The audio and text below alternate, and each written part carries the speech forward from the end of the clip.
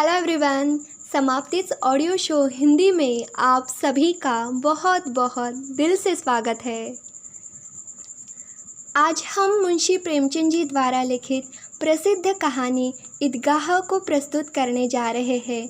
मुंशी प्रेमचंद जी हमारे देश के बहुत बड़े उपन्यासकार हैं। मुंशी प्रेमचंद जी की कहानियों में व्यक्ति और समाज के परस्पर संबंधों, क्रियाविधियों, उसके सुख दुख के क्षणों की सजीव, हृदयग्राही तथा मार्मिक तस्वीरें देखी जा सकती है।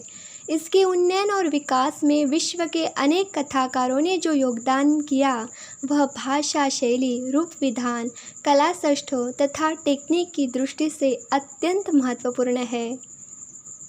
मुंशी प्रेमचंद जी की इस कहानी के लिए हम उनका बहुत बहुत धन्यवाद करते हैं। सबसे पहले आप सभी को आने वाली ईद के लिए बहुत बहुत बधाइयाँ। तो बिना वक्त ज़ाया किए शुरू करते हैं हम हमारी आज की कहानी, मुंशी प्रेमचंद जी द्वारा लिखित ईदगाह।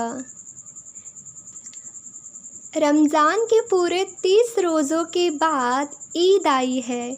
कितना मनोहर, कितना सुहावना प्रभात है। वृक्षों पर कुछ अजीब हरियाली है, खेतों में कुछ अजीब रौनक है, आसमान पर कुछ अजीब लालिमा है।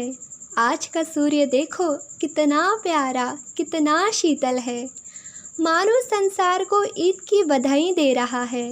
गांव में कितनी हलचल है, ईदगाह जाने की तैयारियां हो रही है। किसी के कुर्ते में बटन नहीं है, पड़ोस के घर से सुई तागा लाने को दौड़ा जा रहा है। किसी के जूते कड़े हो गए हैं, उनमें तेल डालने के लिए तेली के घर भागा जाता है।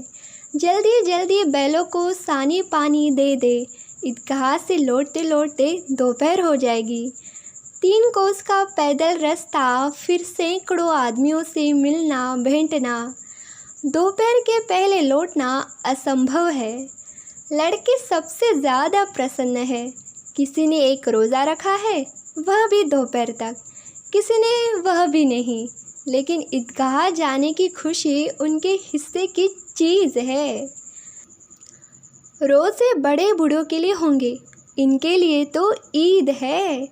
रोज़ ईद का नाम रटते थे, आज वह आ गई। अब जल्दी पड़ी है कि लोग ईदगाह क्यों नहीं चलते। इन्हें गृहस्थ की चिंताओं से क्या प्रयोजन। सेवैयों के लिए दूध और शक्कर घर में है या नहीं, इनके बला से ये तो सेवैया खाएंगे। वह क्या जाने कि अब्बा जान क्यों बदहवास चौधरी कायम अली के घर दौड़े जा रहे हैं। उन्हें क्या खबर कि चौधरी आज आंखें बदल ले तो यह सारी ईद मुहर्रम हो जाए। उनकी अपनी जेबों में तो कुबेर का धन भरा हुआ है। बार बार जेब से अपना खजाना निकालकर गिनते हैं और खुश होकर फिर रख लेते हैं। महमूद गिनता है 1, 2, 10, 12।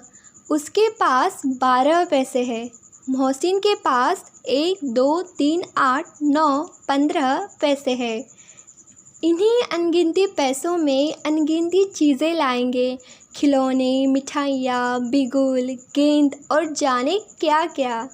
और सबसे ज़्यादा प्रसन्न है हामिद।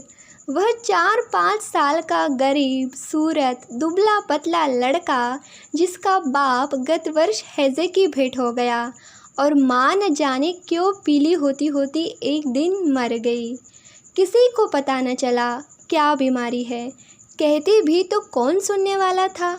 दिल पर जो बीतती थी वह दिल में ही सहती, और जब न सहा गया तो संसार से विदा हो गई। अब हामिद अपनी बूढ़ी दादी अमीना की गोद में सोता है और उतना ही प्रसन्न है। उसके अब्बा जान रुपए कमाने गए हैं, बहुत सी थैलियाँ लेकर आएंगे। अम्मी जान अल्लाह मियाँ के घर से उसके लिए बड़ी अच्छी अच्छी चीज़ें लाने गई है, इसलिए हामिद प्रसन्न है। आशा तो बड़ी चीज़ है, और फिर बच्चों की आशा, उनकी कल्पना तो राय का पर्वत बना लेती है। हामिद के पाँव में जूते नहीं है, सिर पर एक पुरानी धुरानी टोपी, जिसका गोटा काला पड़ गया है, फिर भी वह प्रसन्न है। जब उसके अब्बा जान थैलिया और अम्मी जान नियामतें लेकर आएंगी तो वह दिल के अरमान निकाल लेगा। तब देखेगा महमूद, मोहसिन, नूरे और सम्मी कहाँ से उतने पैसे निकालेंगे। अभागिनी अमीना अपनी कोठरी में बैठी रो रही है। आज ईद का दिन और उसके घर में दाना नहीं। आज आबिद होता तो क्या इस तरह ईद आती और चली जाती। इस अंधकार और निराशा में वह डूबी जा रही है। किसने बुलाया था इस निगोड़ी ईद को। इस घर में उसका काम नहीं। लेकिन हामिद, उसे किसी के मरने जीने से क्या मतलब। उसके अंदर प्रकाश है, बाहर आशा। विपत्ति अपना सारा दल बल लेकर आए, हामिद की आनंद भरी चितवन उसका विध्वंस कर देगी। हामिद भीतर जाकर दादी से कहता है, तुम डरना नहीं अम्मा, मैं सबसे पहले जाऊंगा, बिल्कुल न डरना। अमीना का दिल कचोट रहा है। गांव के बच्चे अपने अपने बाप के साथ जा रहे हैं। हामिद का बाप अमीना के सिवा और कौन है। उसे कैसे अकेले मेले जाने दे। उस भीड़ भाड़ में बच्चा कहीं खो जाए तो क्या हो। नहीं, अमीना उसे यूं न जाने देगी।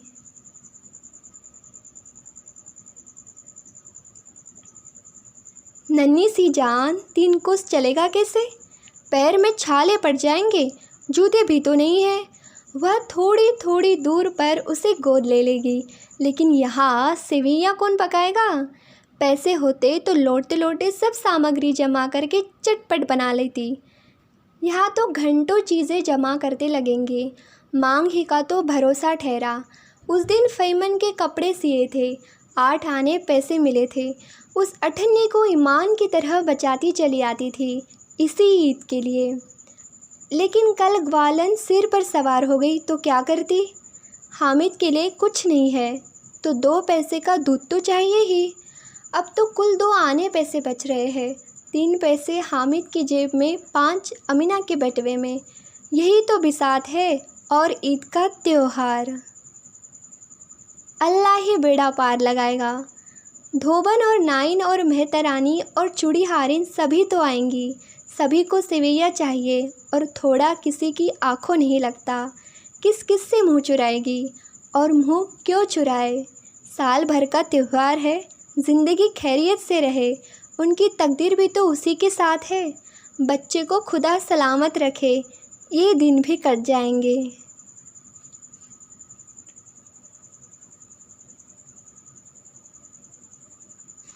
गांव से मेला चला और बच्चों के साथ हामिद भी जा रहा था।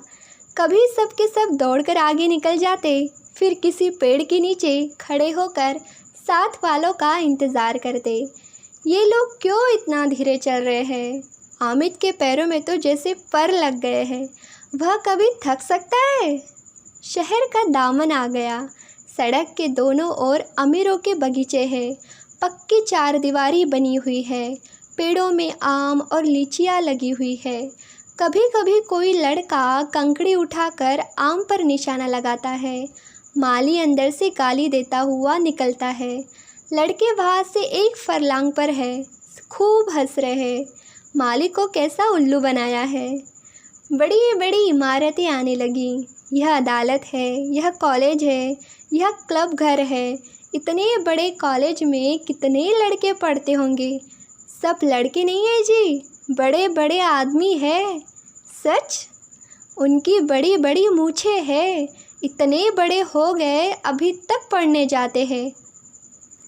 न जाने कब तक पढ़ेंगे और क्या करेंगे इतना पढ़कर। हामिद के मदरसे में 2-3 बड़े बड़े लड़के हैं, बिल्कुल 3 कौड़ी के। रोज़ मार खाते हैं, काम से जी चुराने वाले। इसी जगह भी उसी तरह के लोग होंगे और क्या। क्लब घर में जादू होता है, सुना है। यहाँ मुर्दे की खोपड़ियाँ दौड़ती है और बड़े बड़े तमाशे होते हैं, पर किसी को अंदर नहीं जाने देते। और यहाँ शाम को साहब लोग खेलते हैं, बड़े बड़े आदमी खेलते हैं। मूछे दाढ़ी वाले और मेमे भी खेलती है। सच, हमारी अम्मा को वह दे दो। क्या नाम है। बैट तो उसे पकड़ ही नहीं सके, घुमाते ही लुढ़क न जाए। महमूद ने कहा, हमारी अम्मी जान का तो हाथ कांपने लगे, अल्लाह कसम। मोहसिन बोला, चलो मनो आटा पीस डालती है, जरा सा बेड पकड़ लेंगी तो हाथ कांपने लगेंगे। सैकड़ों घड़े पानी रोज़ निकालती है, 5 घड़े तो मेरी भैंस पी जाती है। किसी मेम को एक घड़ा पानी भरना पड़े तो आंखों तले अंधेरा आ जाए। महमूद कहता है, लेकिन दौड़ती तो नहीं, उछल कूद तो नहीं सकती। मोहसिन कहता है, हाँ उछल कूद नहीं सकती, लेकिन उस दिन मेरी गाय खुल गई थी और चौधरी के खेत में जा पड़ी थी तो अम्मा इतनी तेज़ दौड़ी कि मैं उन्हें पा न सका। सच। आगे चले। हलवाइयों की दुकानें शुरू हुई। आज खूब सजी हुई थी। इतनी मिठाइयाँ कौन खाता है। देखो ना, एक एक दुकान पर मनो होंगी। सुना है रात को जिन्नात आकर खरीद ले जाते हैं।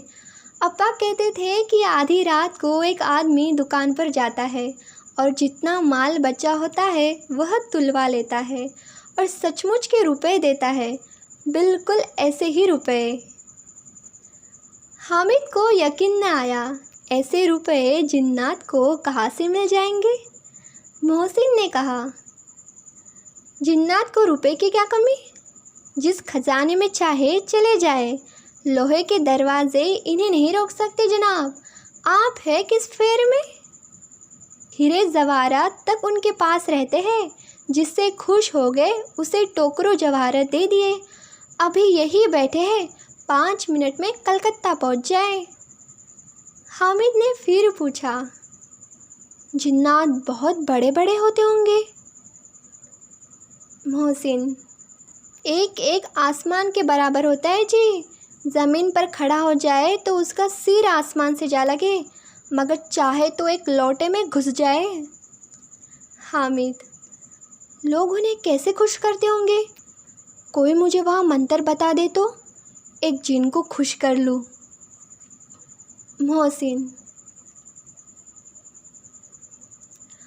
अब यह तो मैं नहीं जानता, लेकिन चौधरी साहब के काबू में बहुत जिन्नात है। कोई चीज़ चोरी चली जाए, चौधरी साहब उसका पता लगा देंगे और चोर का नाम भी बता देंगे। जुमराती का बछवा उस दिन खो गया था। 3 दिन हैरान हुए, कहीं न मिला। तब झक मारकर चौधरी के पास गए। चौधरी ने तुरंत बता दिया कि मवेशी खाने में है और वही मिला। जिन्नात आकर उन्हें सारे जहां की खबर दे जाते हैं। अब उसकी समझ में आ गया कि चौधरी के पास क्यों इतना धन है और क्यों उनका इतना सम्मान है। आगे चले। यह पुलिस लाइन है, यही सब कांस्टेबल कवायद करते हैं। रेटन फार्म फो रात को बेचारे घूम घूम कर पहरा देते हैं, नहीं चोरियां हो जाए। मोहसिन ने प्रतिवाद किया, यह कांस्टेबल पहरा देते हैं, तभी तुम बहुत जानते हो। अजी हजरत यही चोरी कराते हैं। शहर के जितने चोर डाकू हैं सब इनसे मिलते हैं। रात को ये लोग चोरों से कहते हैं कि चोरी करो और आप दूसरे मोहल्ले में जाकर जागते रहो पुकारते हैं। जब भी इन लोगों के पास इतने पैसे आते हैं। मेरे मामू एक थाने में कांस्टेबल है, 20 रुपये महीना पाते हैं, लेकिन 50 रुपये घर बेचते हैं। अल्लाह कसम। मैंने एक बार पूछा था कि मामू आप इतने रुपए कहाँ से पाते हैं। हंस कर कहने लगे, बेटा अल्लाह देता है। फिर आप ही बोले, हम लोग चाहे तो एक दिन में लाखों मार लाए, हम तो इतना ही लेते हैं जिसमें अपनी बदनामी ना हो और नौकरी न चली जाए। हामिद ने पूछा, यह लोग चोरी करवाते हैं तो कोई उन्हें पकड़ता नहीं। मोहसिन उसकी नादानी पर दया दिखाकर बोला, अरे पागल, इन्हें कौन पकड़ेगा। पकड़ने वाले तो यह लोग खुद है, लेकिन अल्लाह इन्हें सज़ा भी खूब देता है। हराम का माल हराम में जाता है। थोड़े ही दिन हुए मामू के घर आग लग गई, सारी लई पूंजी जल गई, एक बर्तन तक न बचा। कई दिन पेड़ के नीचे सोए, अल्लाह कसम पेड़ के नीचे। फिर न जाने कहाँ से 100 रुपये कर्ज लाए तो बर्तन भांडे आए। हामिद: 100 तो 50 से ज़्यादा होते हैं। हाँ 50 और कहाँ 100, 50 एक थैली भर होता है, 100 तो 2 थैलियों में भी ना आए। अब बस्ती घनी होने लगी थी। ईदगाह जाने वालों की टोलियां नजर आने लगी। एक से एक भड़कीले वस्त्र पहने हुए, कोई इक्के तांगे पर सवार, कोई मोटर पर, सभी इत्र में बसे, सभी के दिलों में उमंग। ग्रामीणों का वह छोटा सा दल अपनी विपन्नता से बेखर संतोष और धैर्य में मगन चला जा रहा था। बच्चों के लिए नगर की सभी चीज़ें अनोखी थी। जिस चीज़ की ओर ताकते ताकते ही रह जाते, और पीछे से बार बार हॉर्न की आवाज़ होने पर भी न चेतते। हामिद तो मोटर के नीचे जाते जाते बचा। सहसा ईदगाह नज़र आया। ऊपर इमली के घने वृक्षों की छाया है, नीचे पक्का फर्श है जिस पर जाजिम बिछाया हुआ है, और रोज़ेदारों की पंक्तियाँ एक के पीछे एक न जाने कहाँ तक चली गई है, पक्की जगत के नीचे तक, जहाँ जाजिम भी नहीं है। नए आने वाले आकर पीछे के कतार में खड़े हो जाते हैं, आगे जगह नहीं है। यहाँ कोई धन और पद नहीं देखता। इस्लाम की निगाह में सब बराबर है। इन ग्रामीणों भी वजू किया और पिछली पंक्ति में खड़े हो गए। कितना सुंदर संचालन है, कितनी सुंदर व्यवस्था। लाखों सिर एक साथ सिजदे में झुक जाते हैं, फिर सब के सब एक साथ खड़े हो जाते हैं, एक साथ झुकते हैं और एक साथ घुटनों के बल बैठ जाते हैं। कई बार यही क्रिया होती है, जैसे बिजली की लाखों बत्तियाँ एक साथ प्रदीप्त हो और एक साथ बुझ जाए, और यही क्रम चलता रहे। कितना अपूर्व दृश्य था, जिसकी सामूहिक क्रियाएं, विस्तार और अनंतता हृदय को श्रद्धा, गर्व और आत्मानंद से भर देती थी। मानो भ्रातृत्व का एक सूत्र इन समस्त आत्माओं को एक लड़ी में पिरोए हुए है। नमाज खत्म हो गई है, लोग आपस में गले मिल रहे हैं, तब मिठाई और खिलौने की दुकान पर धावा होता है। ग्रामीणों का वह दल इस विषय में बालकों से कम उत्साही नहीं है। यह देखो हिंडोला है, एक पैसा देकर चढ़ जाओ। कभी आसमान पर जाते हुए मालूम होंगे, कभी ज़मीन पर गिरते हुए। यह चरखी है, लकड़े के हाथी, घोड़े, ऊंट छड़ों से लटके हुए हैं। एक पैसा देकर बैठ जाओ और 25 चक्करों का मजा लो। महमूद और मोहसिन, नूरे और सम्मी इन घोड़ों और ऊँटों पर बैठते हैं। हामिद दूर खड़ा है, 3 ही पैसे तो उसके पास है। अपने कोष का 1/3 ज़रा सा चक्कर खाने के लिए वह नहीं दे सकता। सब चरखियों से उतरे हैं, अब खिलौने लेंगे। अहमद सिपाही लेता है, खाकी वर्दी और लाल पगड़ी वाला, कंधे पर बंदूक रखे हुए। मालूम होता है कभी कवायद किए चला आ रहा है। मोहसिन को बिश्ती पसंद आया, कमर झुकी हुई, ऊपर मशक रखे हुए है। मशक का मुंह एक हाथ से पकड़े हुए है। कितना प्रसन्न है, शायद कोई गीत गा रहा है, बस मशक से पानी उड़ेलना चाहता है। नूरे को वकील से प्रेम है, कैसी विद्वत्ता है उसके मुख पर। काला चोगा, नीचे सफ़ेद अचकन, अचकन के सामने की जेब में घड़ी, सुनहरी जंजीर, एक हाथ में कानून का पोथा लिए हुए है। मालूम होता है अभी किसी अदालत में जिरह या बहस किए चले आ रहे हैं। ये सब 2-2 पैसे के खिलौने हैं। हामिद के पास कुल 3 पैसे हैं। इतने महंगे खिलौने वह कैसे ले? खिलौना कहीं हाथ से छूट पड़े तो चूर चूर हो जाए, ज़रा पानी पड़े तो सारा रंग धुल जाए। ऐसे खिलौने लेकर वह क्या करेगा, किस काम के? मोहसिन कहता है, मेरा भिश्ती रोज़ पानी दे जाएगा, सांझ सवेरे। महमूद, और मेरा सिपाही घर का पहरा देगा, कोई चोर आएगा तो फ़ौरन बंदूक से फायर कर देगा। नूरे, और मेरा वकील खूब मुकदमा लड़ेगा। सम्मी, और मेरी धोबिन रोज़ कपड़े धोएगी। हामिद खिलौनों की निंदा करता है। मिट्टी के तो है, गिरे तो चकनाचूर हो जाए, लेकिन ललचाई हुई आँखों से खिलौने को देख रहा है और चाहता है कि ज़रा देर के लिए उन्हें हाथ में ले सकता। उसके हाथ अनायास ही लपकते हैं, लेकिन लड़के इतने त्यागी नहीं होते, विशेषकर जब अभी नया शौक़ हो। हामिद ललचाता रह जाता है। खिलौने के बाद मिठाइयाँ आती है। किसी ने रेवड़ियाँ ली है, किसी ने गुलाब जामुन, किसी ने सोहन हलवा। मज़े से खा रहे हैं। हामिद बिरादरी से पृथक है। अभागे के पास 3 पैसे है, क्यों नहीं कुछ लेकर खाता। ललचाई आँखों से सबकी ओर देखता है। मोहसिन कहता है, हामिद रेवड़ी ले जा, कितनी खुशबूदार है। हामिद को संदेह हुआ, यह केवल क्रूर विनोद है। मोहसिन इतना उदार नहीं है, लेकिन यह जानकर भी उसके पास जाता है। मोहसिन दोने से एक रेवड़ी निकालकर हामिद की ओर बढ़ाता है।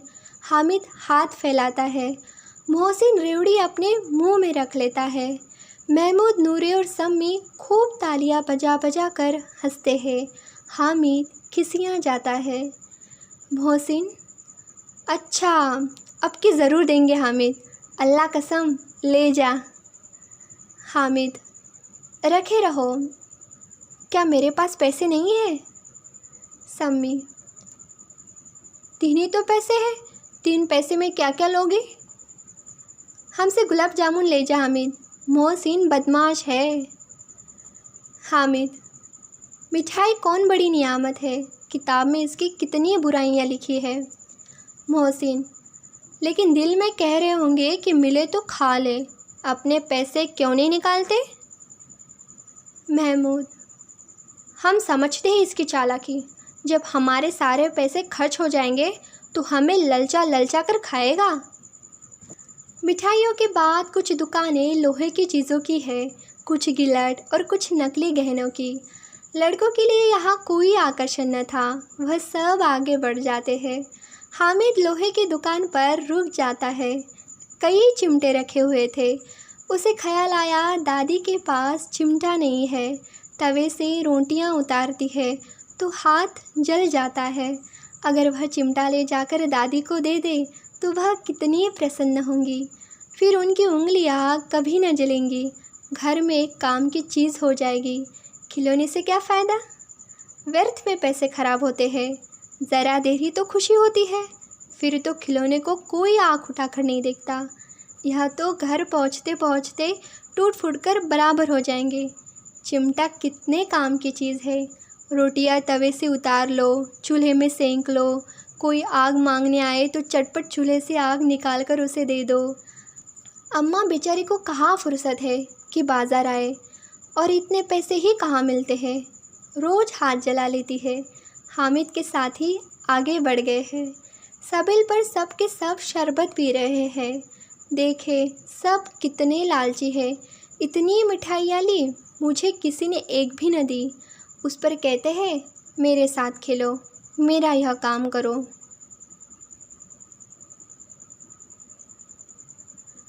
अब अगर किसी ने कोई काम करने को कहा तो पूछूंगा, खाएं मिठाइयाँ? आप मुंह सड़ेगा, फोड़े फूसियाँ निकलेंगी, आप ही जबान चटोरी हो जाएगी।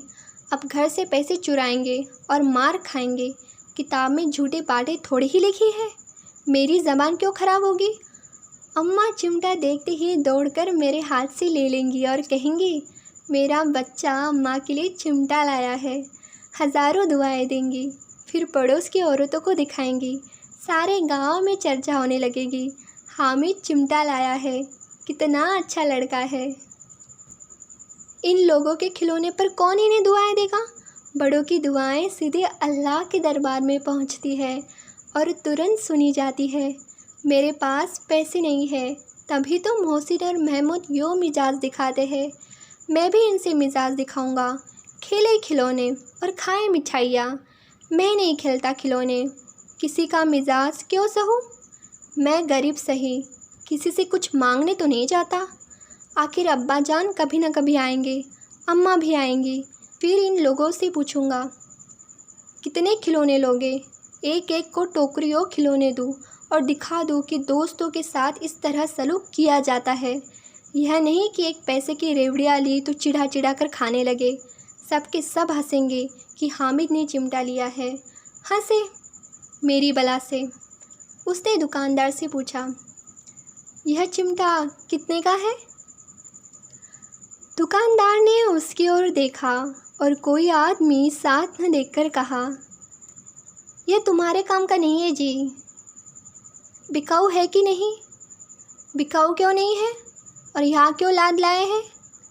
तो बताते क्यों नहीं कै पैसे का है? 6 पैसे लगेंगे। हामिद का दिल बैठ गया। ठीक ठीक बताओ।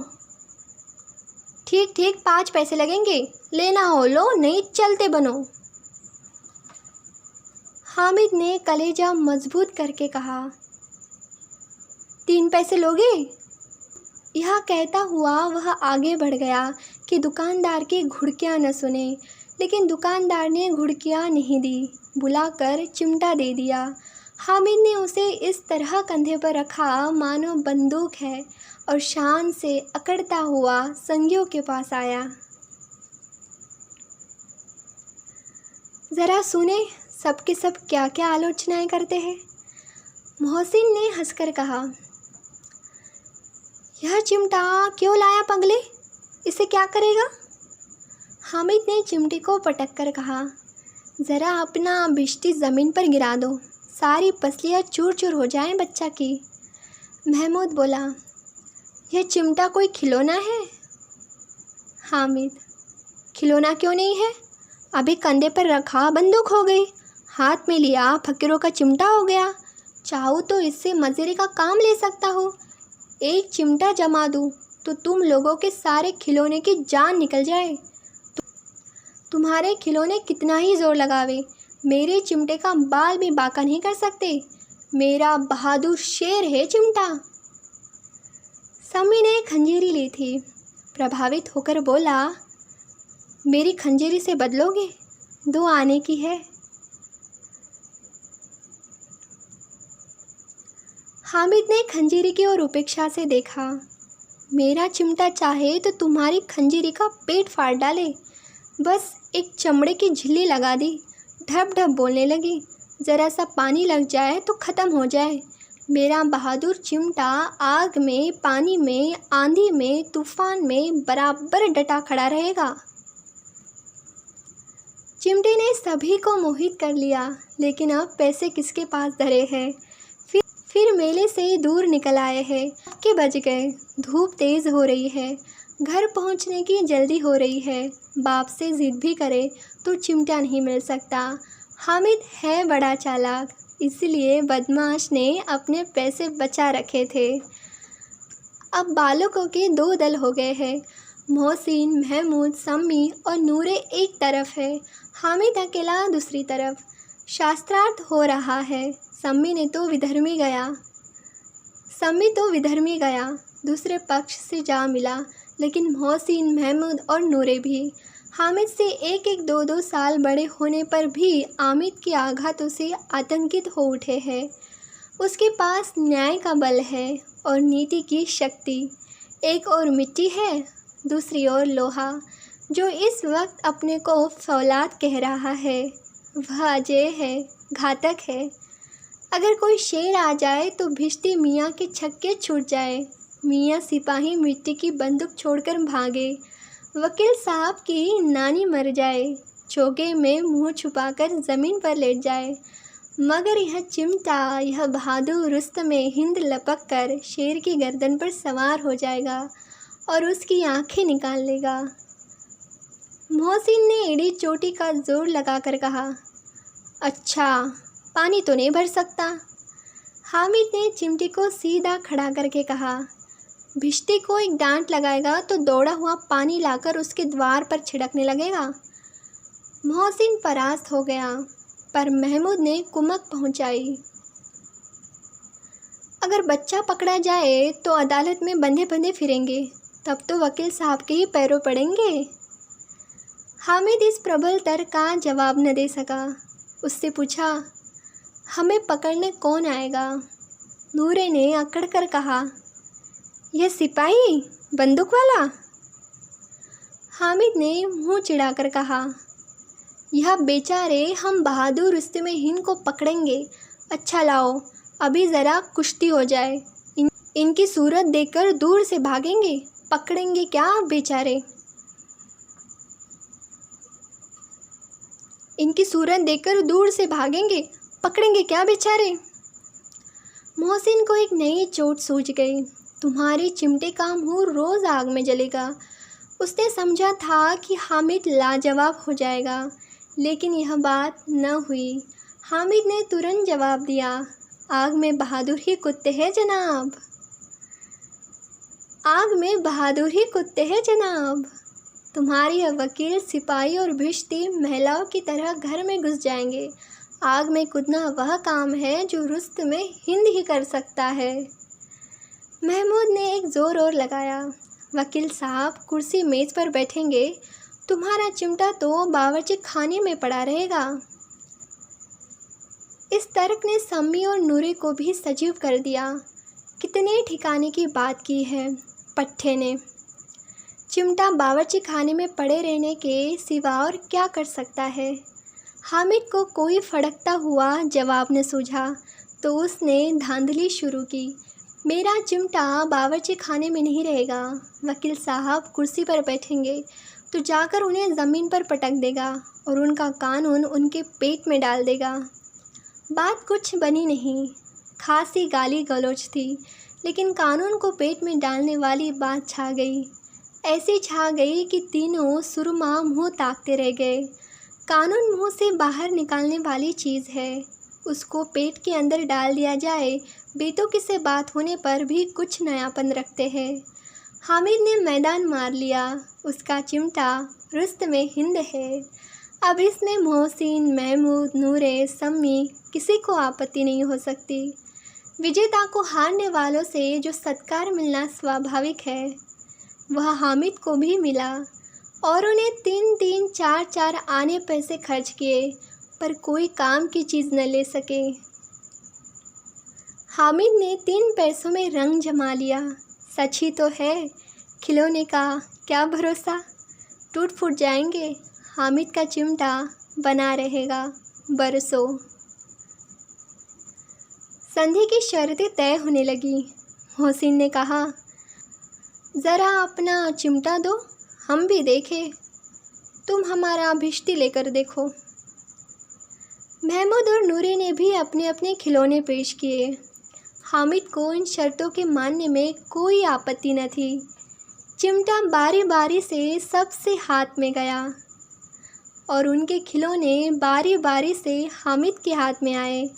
कितने खूबसूरत खिलौने हैं। हामिद ने हारने वालों के आंसू पोंछे। मैं तुम्हें चिढ़ा रहा था, सच यह लोहे का चिमटा भला इन खिलौने की क्या बराबरी करेगा? मालूम होता है अब बोले। लेकिन मोहसिन की पार्टी को इस दिलासे से संतोष नहीं होता। चिमटे का सिक्का खूब बैठ गया है, चिपका हुआ टिकट अब पानी से नहीं छूट रहा।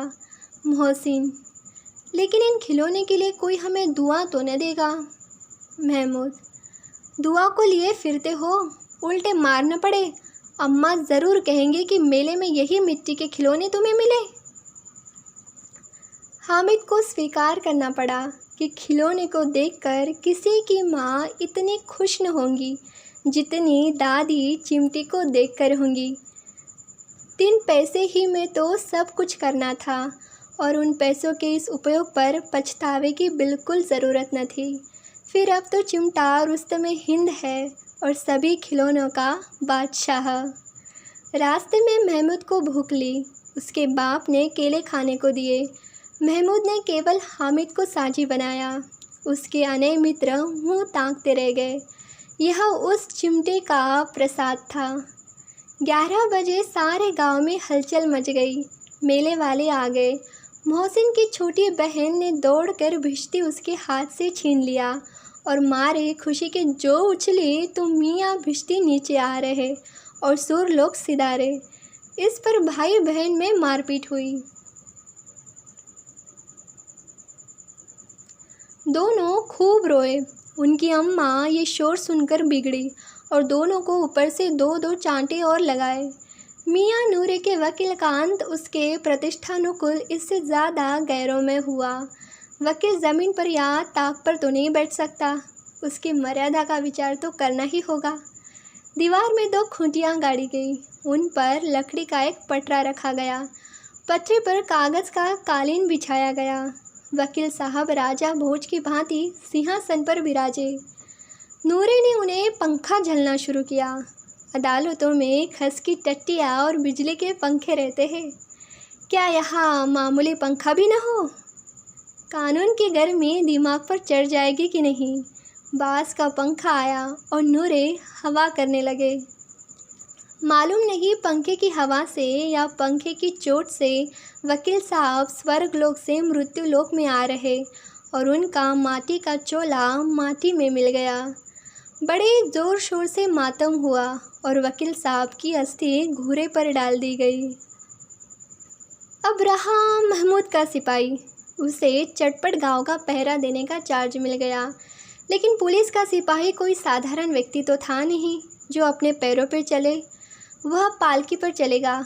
एक टोकरी आई, उसमें कुछ लाल रंग के फटे पुराने चिथड़े बिछाए गए जिसमें सिपाही साहब आराम से लेटे। नूरे ने यह टोकरी उठाई और अपने द्वार का चक्कर लगाने लगे। उनके दोनों छोटे भाई सिपाही की तरफ से छोने वाले जागते रहो पुकारते हैं, मगर रात तो अंधेरी होनी ही चाहिए। महमूद को ठोकर लग जाती है, टोकरी उसके हाथ से छूटकर गिर पड़ती है और मियाँ सिपाही अपनी बंदूक लिए ज़मीन पर आ जाते हैं और उनकी एक टांग में विकार आ जाता है। महमूद को आज ज्ञात हुआ कि वह अच्छा डॉक्टर है। उसको ऐसा मरहम मिल गया है जिससे वह टूटी टांग को आनन फानन में जोड़ सकता है। केवल गुलर का दूध चाहिए। गुलर का दूध आता है, टांग जोड़ दी जाती है। शल्य क्रिया असफल हुई, तब उसकी दूसरी टांग भी तोड़ दी जाती है।